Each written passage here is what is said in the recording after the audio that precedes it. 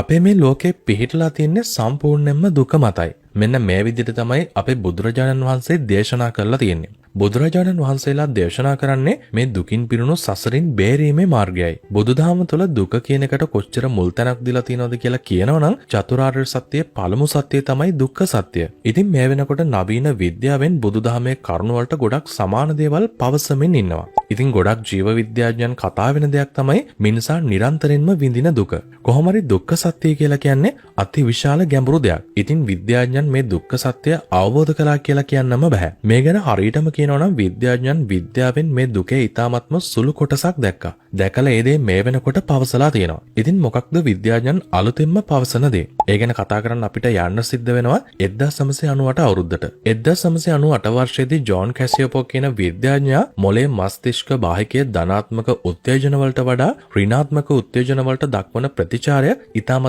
වැඩි බවට හොයාගත්තා. හොයාගෙන ඒ දේ විද්‍යාත්මක පත්‍රිකා මගින් ඉදිරිපත් කළා. හැබැයි ඉතින් එහෙම එකපාරටම විද්‍යාඥයෙක් යම්කිසි දෙයක් ප්‍රකාශ කළා කියලා පිළිගන්න සිරිතක් විද්‍යාත්මක ලෝකයේ තුල නැහැ. ඉස්සර වෙලාම මේක හොයාගත්ත කෙනාට පහර එල්ල කරනවා. ඒ වගේම තර්ක විතර්ක අරගෙන එනවා. අනිකුත් විද්‍යාඥයන් පවා වෙන වෙනම පරීක්ෂණ කරලා බලනවා. ඔය හැම දෙයකින්ම ඔප්පුනොත් තමයි යම්කිසි මතයක් විද්‍යාත්මකව තහවුරු වුණා වෙන්නේ. 2001 වර්ෂයේදී පෝල් රොසෙන් සහ එඩ්වර්ඩ් රොයිස්මන් කියන විද්‍යාඥයන් දෙදෙනා පරීක්ෂණ පත්‍රිකාවක් නිකුත් කරනවා. මේ පරීක්ෂණ පත්‍රිකාවේ නම තමයි Negativity Dominance and Contagion. ඉතින් මේ පරීක්ෂණ පත්‍රිකාවෙන් කියන්නේ මිනිසුන්ගේ මිනිස් මොළය නිර්මාණය වෙලා තියෙන්නේ ධනාත්මක නැඹුරුවට වඩා ඍණාත්මක නැඹුරුවට බවයි. ඉතින් මෙන්න මේ විදිහට කියන විද්‍යාත්මක මතවාදය ලෝකයේ තුල තහවුරු වෙන්න පටන් ගන්නවා. අද වෙනකොට මේක මුළු ලෝකයම පිළිගන්න විද්‍යාත්මක කාරණාවක් වෙලා තියෙනවා. ඊටාත්ම සරලව මේකෙන් කියන දේ අපිට පැහැදිලි කරන්න පුළුවන්. අපි හිතමු මිනිස්සෙක් ලස්සන මල්වත්තකට ගියා කියලා. ඉතින් මේ මල් දිහා බලලා සුන්දරත්වයේ විඳින්න නෙවෙයි අපේ මිනිස් මොළේ නිර්මාණය වෙලා තියෙන්නේ. අපේ මිනිස් මොළේ නිර්මාණය වෙලා තියෙන්නේ අර මල් පඳු රසයෙන් එන පුංචි සෙලවීමට බය වෙන්න. කවුද දන්නේ ඒක හෙලවෙන්නේ පඳු රසයෙන් ඉන්න ලොකු නායක හින්දාද කියලා. මෙන්න මේ විදිහට පුංචි දෙයක් පවා අල්ලගෙන බොරුවට කලබල වෙන්න තමයි අපේ මොළේ නිර්මාණය වෙලා තියෙන්නේ. පරිණාමවාදයේදී අපේ මිනිස් මොළේ මෙහෙම නිර්මාණය කරලා තියෙන්නේ මිනිසාගේ පැවැත්ම වෙනුවෙන්. ඒ නිසා තමයි මිනිසා වසර ලක්ෂ ගණක් තිස්සේ තාමත් නොනැසී ජීවත් වෙන්නේ. ආතතිය, බය සහ අසහනය කියන දේ තමයි මිනිස් වර්ගයා ඉදිරියට අරගෙන යන්න ඉන්ධන සපයන්නේ. සරලවම කියනවනම් මිනිස්සු නිර්මාණය වෙලා තියෙන්නේ සිද්ධ වෙන හොඳ දේවල් 100කට වඩා සිද්ධ වෙන එක නරක දෙයක් වඩා හොඳින් දැනෙන විදිහට.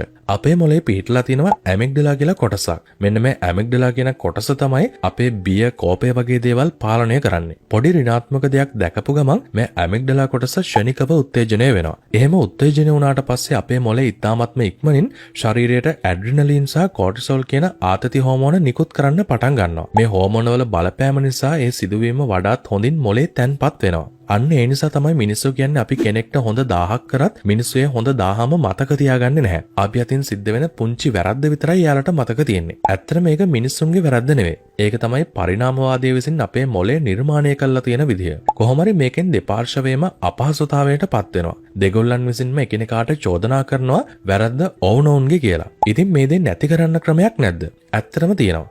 ඒ තමයි සිහිය. හොඳ සිහියකින් අපිම මේ දේවල් නිරීක්ෂණය කරන්න ඕනේ. අන්න එහෙම වුණොත් තමයි මේ දුක නැති කරන්න අපිට පුළුවන් වෙන්නේ. ඇත්තට මේ මිනිසාගේ මොලේ ගොඩක්ම පුදුමාකාරයි. හිතන්න ඔයාට 100 දෙනෙක් ප්‍රශංසා කරනවා. එක්කෙනෙක් ඔයාට බනිනවා. ඔයාගේ මොලේ ගොඩක්ම රැඳෙන්නේ අර 100 දෙනා ප්‍රශංසා කරපු එක නෙවෙයි. අර එක්කෙනෙක් බැනපු එක විතරයි. මෙන්න මේ විදිහට තමයි අපේ ලෝකය ගලාගෙන යන්නේ. හොඳට මතක තියාගන්න පරිණාමවාදයට කවදාවත් අවශ්‍ය වුණේ නැහැ ඔයාව සතුටින් තියන්න. පරිණාමවාදයට අවශ්‍ය වුණේ ඔයා පුළුවන් තරම් කාලයක් ජීවත් වෙලා පුළුවන් තරම් ඔයාගේ වර්ගයා බෝ කරන එකට. හැබැයි ඒ දෙයට ටූල් එකක් ඕනේ. ඒ ටූල් එක තමයි සතුටට වඩා දුකටපත් වෙන එක. ඒ වගේම බය, අසහනය වගේ දේවල්. ප්‍රියමනාප දේවල් අපිට ලැබෙනවට හැමෝම කැමති. සැප සහ සතුට හොයන්න අපි පෙළඹෙන්නේ අන්න ඒ නිසා තමයි. අපි කැමති හැමදාම ලස්සනට ඉන්න. ඒ වගේම වයසට නොයා ඉන්න. ලෙඩ නොවී ඉන්නත් කැමති. ඒත් ඒ දේවල් එහෙම සිද්ධ වෙන්නේ නැහැ. ඒ හැමදේම වෙනස් වෙනවා. අපේ සතුටට හේතුණු දේවල් පවා වෙනස් වෙනවා. ඉතින් යථාර්ථය තමයි අද අපිට සතුටක් අරගෙන එන දේ හෙට නැති වෙලා ඒ දේම අපිට මහා දුකක් අරගෙන එනවා. ඇත්තටම අපි හැමෝම ඉන්නේ බොරු හීන ලෝකෙක. අපි පතනවා හැමදේම හොඳින් සිද්ධ වෙන්න. ඒත් ඒක එහෙම සිද්ධ වෙන්නේ නැහැ. මොකද කලින් කිව්වා වගේම මේ ලෝකේ පිහිටලා තියෙන්නේ දුක මත. හැමදේම වෙනස් වෙනවා. මේ හැමදේම වෙනස් වෙනවා කියන එක විද්‍යාවත් පිළිගන්නවා. විද්‍යාවට අනුව ස්ථිර සදාකාලික දේවල් නැහැ. ක්වොන්ටම් විද්‍යාවට අනුව විශ්වයේ කිසිම ශක්තියක් හෝ ද්‍රව්‍යයක් නොමැති හිස් අවකාශයක වුවත් ශක්ති මට්ටම නියතව බිඳුවේ පවතින්නේ නැහැ. හයිසන්බර්ග්ගේ අස්ථිරතා මූලධර්මයට අනුව ඉතාමත්ම කෙටි කාලයකදී ශක්තියේ වෙනස් වීම සිද්ධ වෙනවා. මෙහිදී ශුද්‍රාංශු සහ ප්‍රතිඅංශු යුගල ක්ෂණිකව ඇති වෙලා නැවතත් එකිනෙකා විනාශ වෙලා යනවා. මේ නොනවතින සසල වීම හෝ සෙලවීම ක්වොන්ටම් ජිට එකක් විදිහට විද්‍යාඥයන් හඳුන්වනවා. ඉතින් කිසියම් දෙයක් සදාකාලිකව ස්ථීරව තියෙන එක විද්‍යාවට අනුව සිද්ධ වෙන්න බැරි දෙයක්. ඒ කියන්නේ අපි යම් දෙයක් ස්ථිරයි කියලා අල්ලගත්තොත් ඒ දෙයින් අපි දුකටපත් වෙනවා. මොකද හැමදේම නැස්සී යන නිසා. යථාර්ථයේ ඒක වුණාට අපේ මොලේ ඒක තේරුම් ගන්න එහෙම නෙවෙයි. මොකද අපේ DNA වල ලියවිලා තින්නේ පුළුවන් තරම් කාලයක් ජීවත් වෙලා පැවතිලා වර්ගය බෝ කරන්න. නමුත් මේකේ ප්‍රතිඵලය තමයි මහා දුකක් අපිට හිමිවීම. ඒ වගේම අපිට එකපාරටම අහුවෙන්නේ නැති දුකකුත් අපි විඳින්න ඉන්නවා. ඒ තමයි සංකත දුක. අපිට මේ ශරීරයේ මේ විදිහටම පවත්වාගෙන යන්න කොච්චර දුකක් දෙන්න ඕනේද? ආහාර පාන ගන්න ඕනේ, ඒ සඳහා මුදල් උපයන්න ඕනේ. මේවා නඩත්තු කරන්නම සෑහෙන්න ලොකු දුකක් විඳින්න ඕනේ. ඒත් අපිට ඒක දුකක් කියලා එකපාරටම අහුවෙන්නේ නැහැ. මොකද මිනිස්සු සාපේක්ෂව ලෝකය දකින්න නිසා. හැමෝම විඳින දෙයක්, හැමදාම විඳින දෙයක් අපේ සාමාන්‍ය විදියට අර්ථ දක්වා ගත්තට ඇත්තට මෙතන තියෙන්නේ ලොකු දුකක්. ඉතින් පරිණාම විද්‍යාවට අනුව මේ වගේ යථාර්ථය දකින්න පුළුවන් හැකියාව ජාන තියෙන අයත් මේ ලෝකෙ ඉපදෙන්න ඇති. ඒත් ස්වභාව ධර්මයේ නීතියට අනුව ඒකට ඕනේ කොහොම හරි ජීවින්ගේ පැවැත්ම රඳවා ගන්න විතරයි. ඒ නිසා එයාලගේ ජාන පරම්පරාව ඉදිරියට අරගෙන ගියේ නැහැ. උදාහරණයක් විදිහට අය අපි අනුන්ට පෙන්න එක එක දේවල් කරන්නේ. අපිට කීයටවත් අවශ්‍ය නැහැ සිස්ටම් එකේ අනිත් පැත්තට යන්න. අපිටත් ඕනේ පවතින සිස්ටම් එක කොච්චර බොරුවක් වුණත් ඒ බොරුවත් එක්කම ඉස්සරහට යන්න. අපේ මොළය නිර්මාණය වෙලා තියෙන්නම අපිව තනියවම ජීවත් කරවන්න නෙවෙයි. රැලක් හෝ කණ්ඩායමක් ඇතුලේ ජීවත් කරවන්න.